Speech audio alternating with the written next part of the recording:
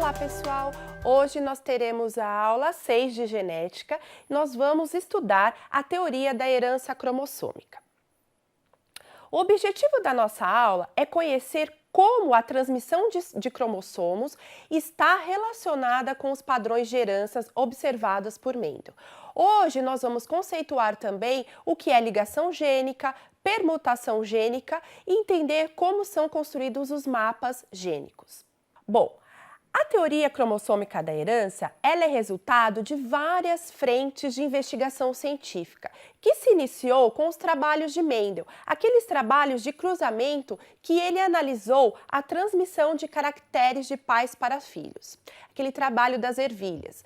Bom, no entanto, lá naquela época, em 1865, Mendel não conhecia o fator que era transmitido de pai para filho. Então, vários estudos envolvendo o componente químico responsável pela hereditariedade de caracteres foram realizados. E com o avanço da microscopia, hoje nós sabemos que o DNA contido nos cromossomos é o material genético, é o material que é transmitido de pai para filho, é transmitido entre as gerações.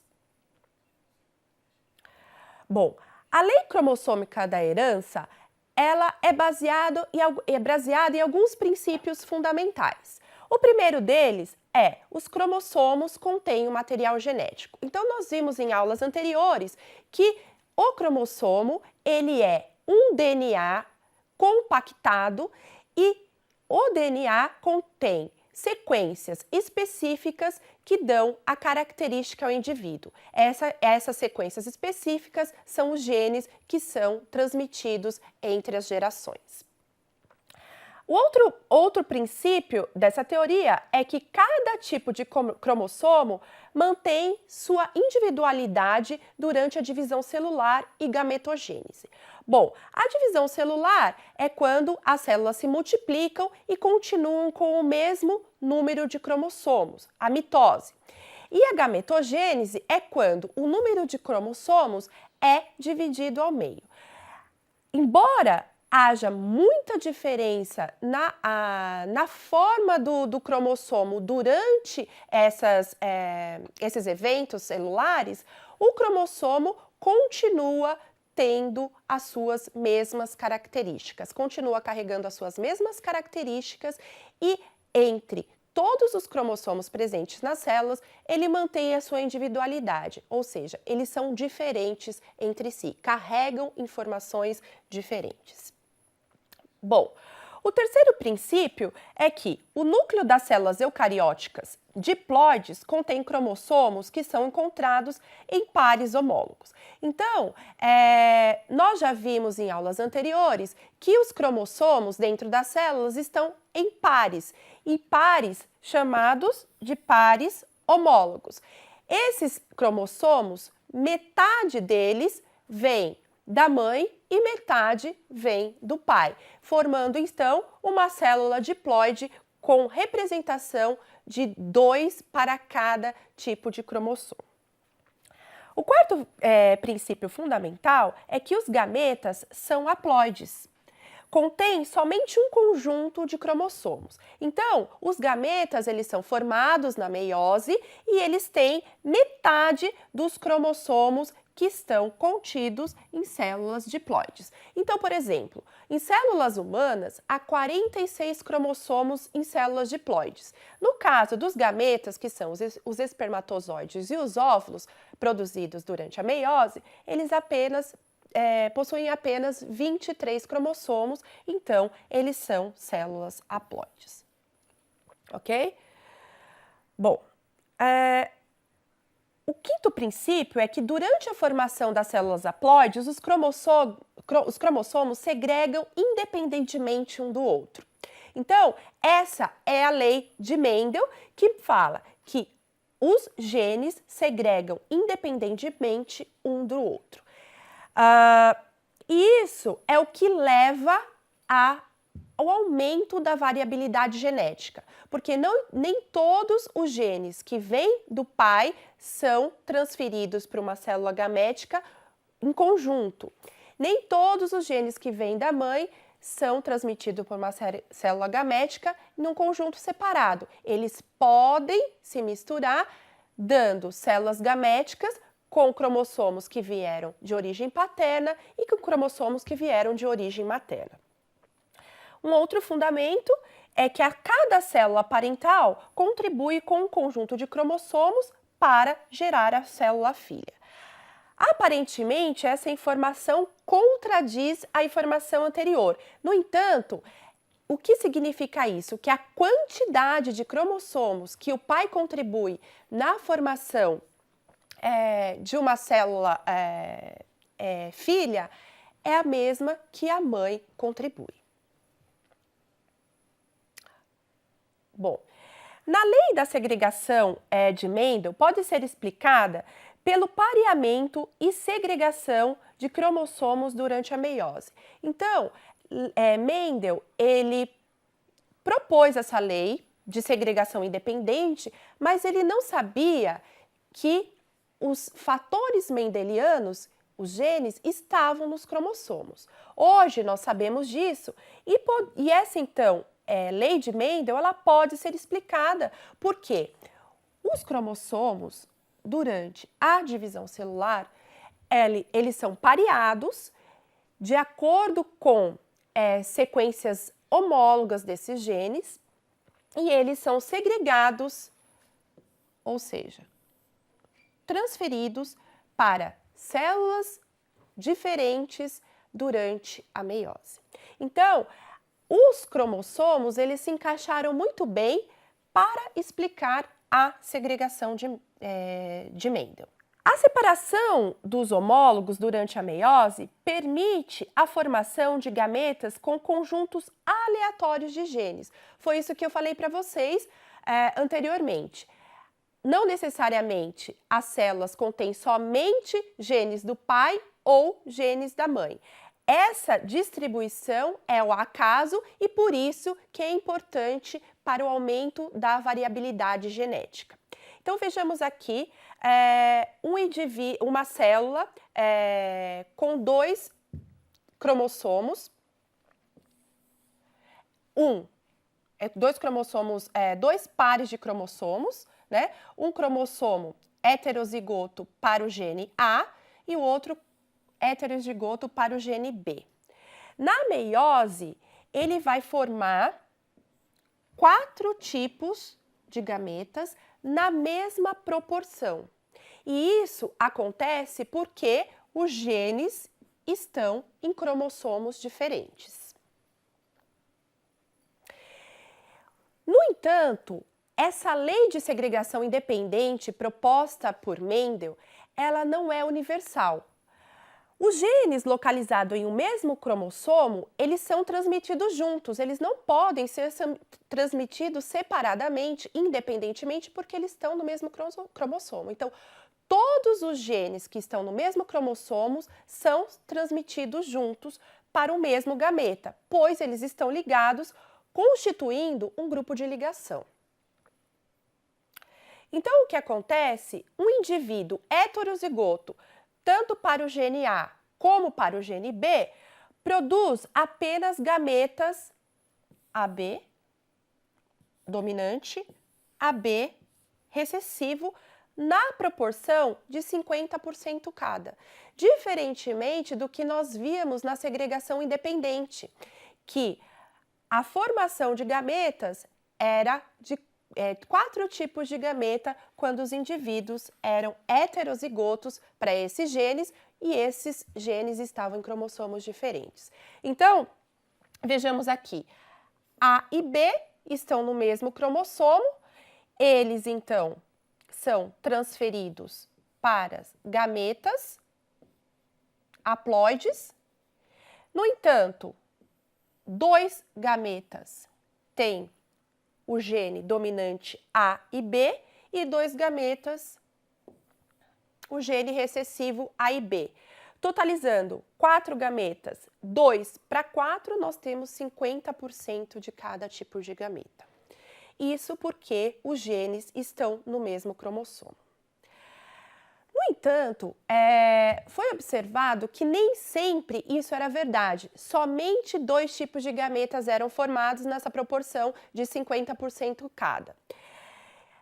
Observou-se, então, que havia uma possibilidade dos genes recombinarem quando os cromossomos estavam pareados durante a divisão celular. E desse jeito, quando combinados, eles poderiam trocar informações gênicas entre eles. E esse fenômeno, ele é chamado de recombinação gênica. A recombinação entre os cromossomos homólogos, ela é importante também na ampliação da variação genética. Então, nesse caso aqui, não há recombinação. O que acontece quando não há recombinação gênicas na divisão celular? Os gametas recebem os mesmos cromossomos, os mesmos conjuntos gênicos das células que os originou. Então, ele recebe esse e esse gene, o cromossomo azul e o cromossomo vermelho, exatamente igual à célula parental. No entanto, há a possibilidade de acontecer recombinação. Nesse caso, os pares homólogos, eles podem trocar sequências de genes entre eles, haver uma permutação de genes. E quando há recombinação, os gametas recebem alguns cromossomos, alguns conjuntos gênicos diferentes dos células que o originou. E esses cromossomos são chamados, então, de cromossomo recombinante. Aqui eu trouxe uma figura para ficar mais claro e mostrar para vocês que quando há recombinação gênica, nós formamos mais de 2 tipos de cromossomos nas células haploides. Então, vejamos aqui. Se não houvesse recombinação gênica, nós teríamos gametas somente com esse tipo de cromossomo, A e B dominante, ou A e B recessivos. No entanto, quando os genes são pareados durante a divisão celular, eles podem trocar informações entre eles, fazer uma recombinação, uma permutação gênica, gerando novos cromossomos, que contribuem para a variação genética. Esses novos cromossomos são chamados de cromossomos recombinantes. Então, percebam que os cromossomos recombinantes, eles contêm o gene A recessivo e o B dominante, e o outro A dominante e B recessivo, que não aconteceria se não houvesse a permutação gênica ou recombinação gênica. Quando há recombinação, observa-se que há uma pequena proporção de recombinantes. Não é como acontece em segregação independente, que a proporção dos cromossomos é a mesma, é igual, 25, 25, 25 e 25 para indivíduos heterozigotos. Nesse caso, quando os genes estão no mesmo cromossomo e há recombinação gênica, nós temos 4 tipos, porém em proporções diferentes. Então, aqui um exemplo do gene A e B. Os genes, os cromossomos parentais, ele vem em proporções maiores, de 40%, e os genes recombinantes em proporção de 10% cada. Então, quanto mais afastado um gene estiver do outro, maior será a taxa de recombinação. E essa informação é importante porque aqui nós conseguimos inferir, imaginar a distância de um gene dentro de um cromossomo. Então, quanto mais afastado estiver o gene um do outro, maior será a taxa de recombinação. Uma outra informação pertinente quando nós temos ligação gênica, ou seja, os mesmos genes, 2 genes diferentes no mesmo cromossomo, são os arranjos cis e trans dos genes ligados. Então, vejamos aqui um par de cromossomos homólogos, né, em arranjo cis. Cis significa do mesmo lado. Significa, em arranjo cis, que os genes dominantes estão em um cromossomo e os genes recessivos estão em outro cromossomo homólogo. No caso do arranjo trans, que do latim vem de outro lado, significa que os genes dominantes estão em cromossomos, pares de cromossomos diferentes. Assim, serve para os genes recessivos. Então, percebam que o trans, dominantes e recessivos estão em um cromossomo e outro, e no caso do cis, os dominantes estão num único cromossomo e os recessivos em outro, tá? Todos esses conceitos que nós estamos vendo aqui, foi fundamentado, baseado em algumas experiências de cruzamentos, testes realizados com Drosophila melanogaster. Aqui nós vemos o cruzamento de duas drosófilas homozigóticas. Uma dominante, né, de genes no mesmo cromossomo, Pzão, Pzão, Vzão, Vzão, que codificam para característica corpo amarelo e asa normal. Cruzando com o homozigoto, Pzinho, Pzinho, Vzinho, Vzinho, que dá a característica de corpo preto e asa vestigial. Quando há o cruzamento desses dois indivíduos, a geração F1 é heterozigota. Heterozigota, porém, as características permanecem do dominante. Corpo amarelo, asa normal. Num cruzamento teste, onde essa fêmea heterozigota é cruzada com um indivíduo homozigoto, observou-se que as suas gerações tiveram indivíduos de corpo amarelo, asa normal, de corpo amarelo, asa vestigial, de corpo preto e asa normal e corpo preto, asa vestigial. Porém, essa proporção não foi igual. Os indivíduos heterozigotos e os indivíduos homozigotos iguais aos pais tiveram uma proporção maior, que é o de se esperar.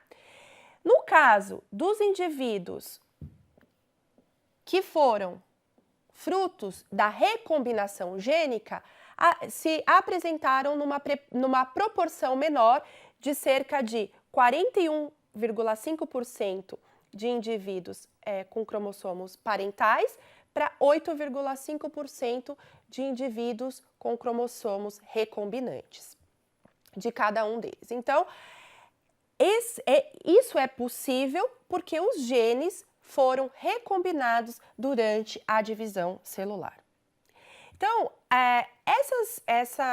essas taxas de permutação, esses números de recombinação que acontecem durante a meiose, elas permitem identificar a posição do gene em relação ao gene ligado no cromossomo.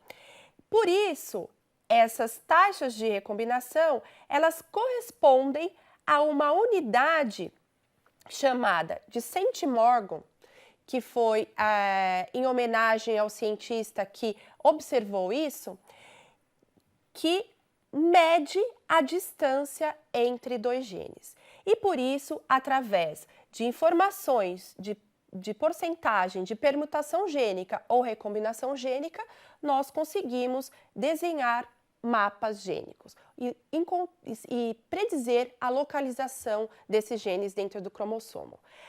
Obviamente, para indivíduos que a vida é mais longa, como seres humanos, e que o número de descendentes é bem restrito, um casal tem 1 ou 2 filhos no máximo hoje em dia, o que acontece é que o mapa gênico ele é construído utilizando técnicas de biologia molecular, onde se estuda o gene através de hibridização in situ, PCRs. No entanto, para indivíduos cuja vida é mais curta, isso se pode ver através da porcentagem de recombinação gênica. Bom, esta aula eu vou disponibilizar para vocês um texto, né, no ambiente virtual para vocês trabalharem de uma maneira de transmitir essas informações de herança para os seus alunos em sala de aula. Então, eu vou deixar disponível um material produzido pela Sociedade Brasileira de Genética, que é uma revista chamada Genética na Escola, desse ano de 2017.